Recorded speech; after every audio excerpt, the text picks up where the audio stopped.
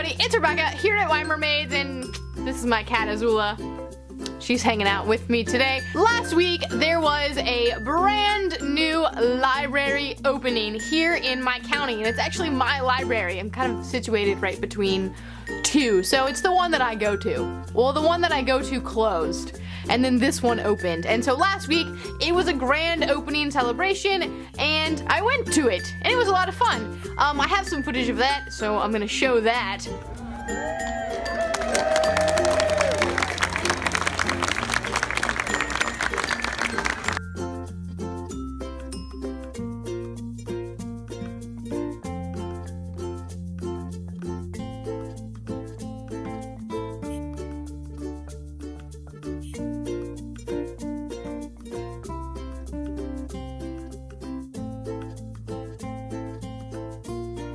We have this new library. I went and I was just amazed with this library.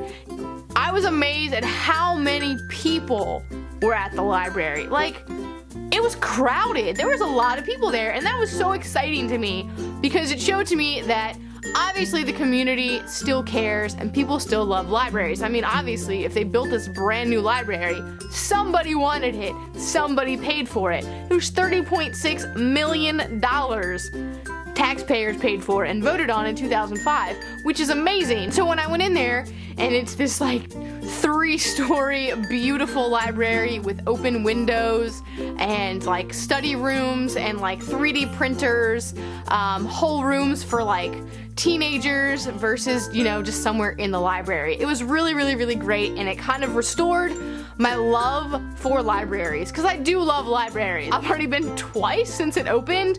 My library book list is like that I've checked out is gigantic, and I'm just so excited that I can save money by going to the library. But I wanted today to talk a little bit about libraries and why libraries are important, because they are. They're very important. You can get books for free, which is super cool. I mean, yeah, you have to give them back, but like, how many books on your shelf do you actually reread?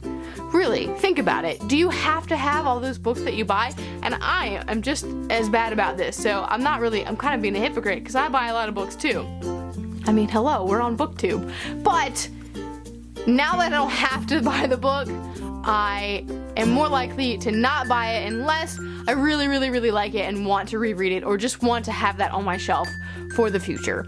So besides the fact that libraries are free books for you to borrow, which is awesome, libraries have a lot of other really great benefits too. The first one being just the sense of community. It's a place in the community where anybody can go. They have classes and they have workshops and library time, and just it's a center of the community. It's a focal point where people can go. People from all different backgrounds and diversities can come in there and find something that they relate to and find a home there. And I think that's really great because it really does showcase the community. My new library, this one that I'm very excited about, actually has an entire little like mural thing that they have going on there about the county where I live in and the whole history of it. And so libraries are also historical places that hold histories and are a place in the community to hold that history where anybody can find it. And I think that's awesome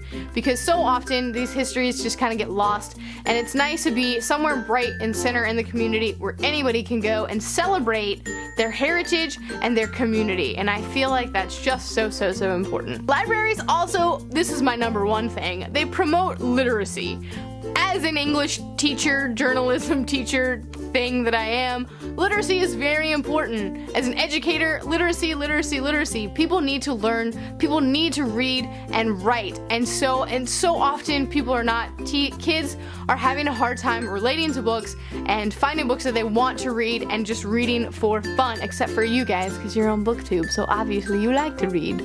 But for those people who don't, libraries promote literacy. And I think that is the #1 thing. It promotes reading and writing and learning. Libraries are also places where underprivileged people can access resources for free. Again, as a teacher, a lot of times we are forced to embrace technology in our classrooms, and we want our students to be able to use computers for assignments. Now, but not every student has a computer at home that they can use, or if they have a computer, they might not have wireless, because I mean, some people live out in the boondocks where I live, and wireless is hard to get there, or it's really slow.